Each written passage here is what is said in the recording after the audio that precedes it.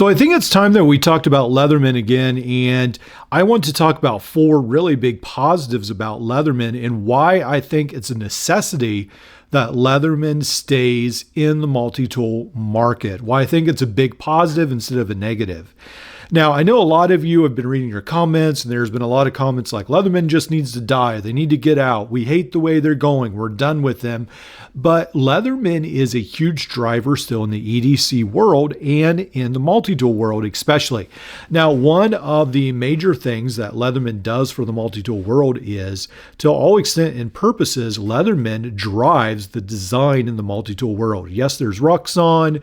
Yes, there's Nextool, Decoyu, many other brands that are branching out or are starting to branch out and do some different things. But by and large, a lot of the multi-tools you're carrying with you today have been influenced by Leatherman or are essentially huge copies, clones, adaptations of Leatherman design. So I think of the Leatherman Surge and the Leatherman Wave. Those are two huge designs where we see Byberry, Day Camping, Rock Tool making excellent tools, but they're based on Leatherman. Now, as far as the Skeletal, we haven't seen a huge bunch of designs copy that. Leatherman Charge, the SQT, has pretty much drawn heavily. And then these 2 tools, recently there have been some designs or adaptations based on them as well. So the multi-tool world as a whole does take a lot of design cues from Leatherman. And if Leatherman just dies and goes away, I mean, for the next 50, 60 years, are we just going to get rehashes of the same thing? Where if Leatherman keeps going, I don't know if it's a good thing that they're copied, but their designs do drive a lot of industry. Now, the second thing I want to talk about is variety and quality. I would say that Leatherman is the best brand in the world for large plier-based multi-tools that combines both variety and quality. Leatherman still has a bunch of models available that by and large fit a lot of people's needs. Now, in the keychain segment, they don't have basically just the Micra. In the small multi-tool world, they've sort of let that drop by the wayside. But in the 4-inch and the 4.5-inch segment, Leatherman has many of the multi-tools you would want.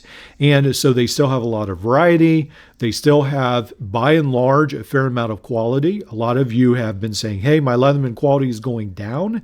But some of that may be because of increased production in Leatherman and going to automation and maybe not spending as much in the quality control department. I'm not sure what that is due, but I do feel like overall, Leatherman quality is still better than most other multi-tool brands. Think about Gerber, think about SOG, how many times people complain about them compared to Leatherman.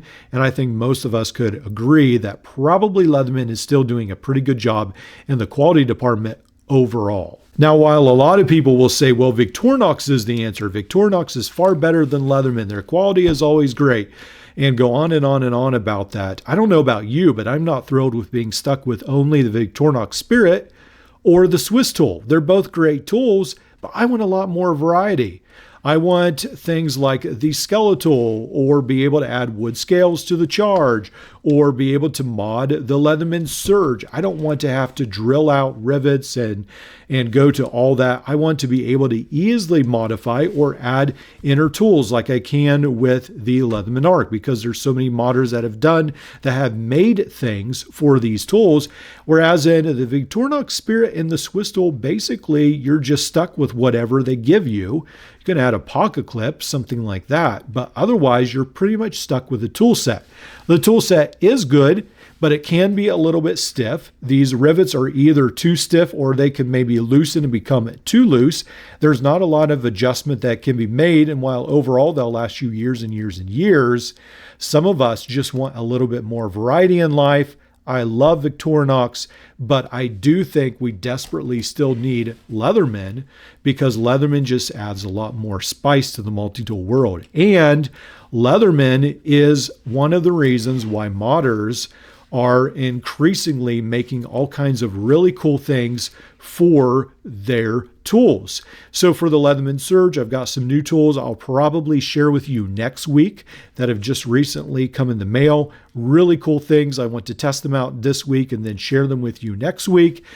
There is just a whole open doors of potential becoming available to you guys through the Leatherman platform. Do I want Leatherman to die? Absolutely not. I want them to change, but I do not want them to die, and I have not given up on them. I did want to mention that. I think there is a bunch of positives with Leatherman still as a multi-tool company. All right, so let's talk about some of the negatives, some of the recent crisis that people got really frustrated with. I did as well. And not to the extent as some others, but I did get frustrated.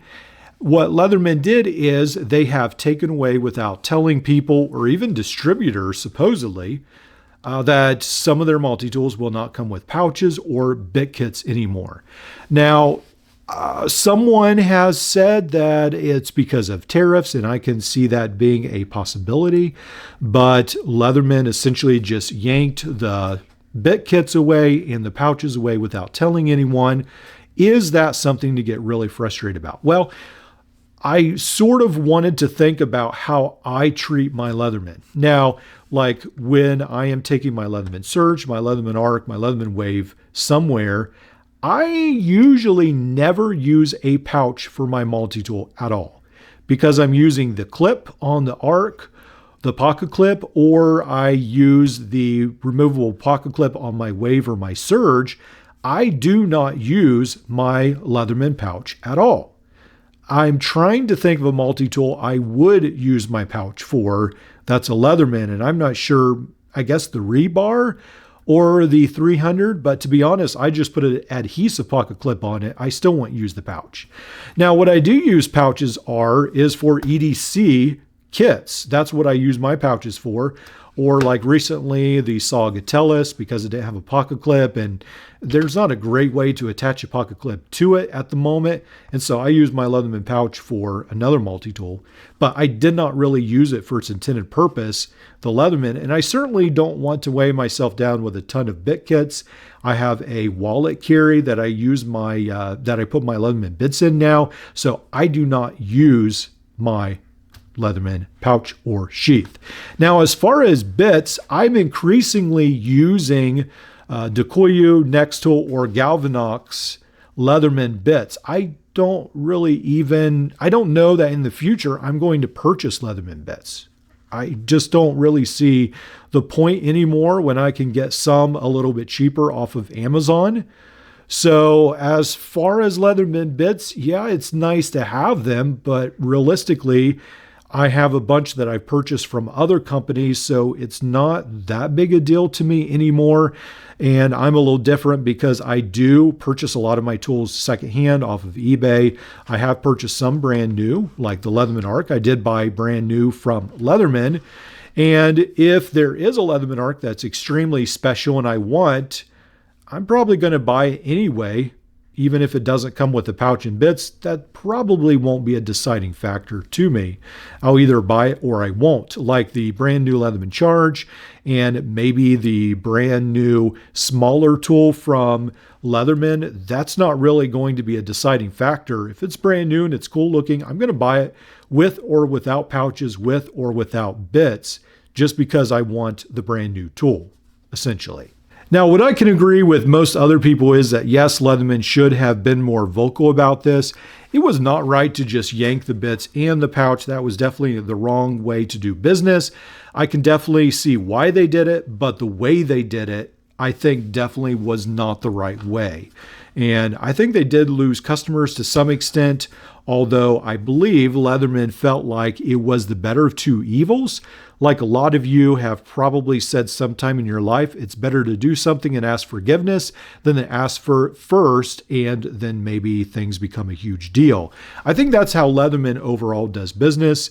They feel like the less something is talked about, the better. So for instance, they changed the way their wire cutters are designed, and they just tried to slip that in. Some people got upset about it, it, but as a whole, I think a lot of people were just like, well, that's how Leatherman does things, whatever. Now, the next thing I want to discuss is the colors at Leatherman, and I do understand that they're doing this to expand the market. Now, before we move on, I did want to mention very quickly that Leatherman has a sale, 25% off. I think that's their way of saying sorry about the pouch and the bit kits. I have actually bought a bunch of stuff off of Leatherman since they have had the 25% off sale, and it does definitely help a lot.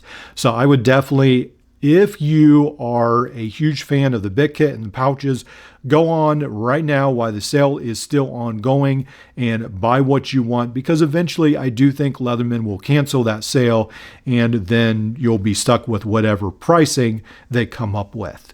Now, let's talk about colors. Now, I am really confused, to be honest. I cannot keep up with Leatherman's colors because they keep switching and changing and adding these colors to all kinds of tools, and wow, it's dizzying. The Bond got colors, and then the Rebar got colors, and the Micra got colors, and now they have different palette of colors again. And my head's just swirling with all these different things that Leatherman's doing. Now, with the Leatherman Micra, there is a bunch of new colors that Leatherman is adding.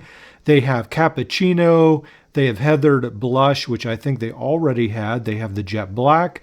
There is the green color. There is the Mulled Wine, Parakeet, Pumpkin Spice, which a lot of people probably think is a little odd, Spruce, Stainless Steel, and Winter Fog. So there is a little bit of color for everyone in the Leatherman Micra.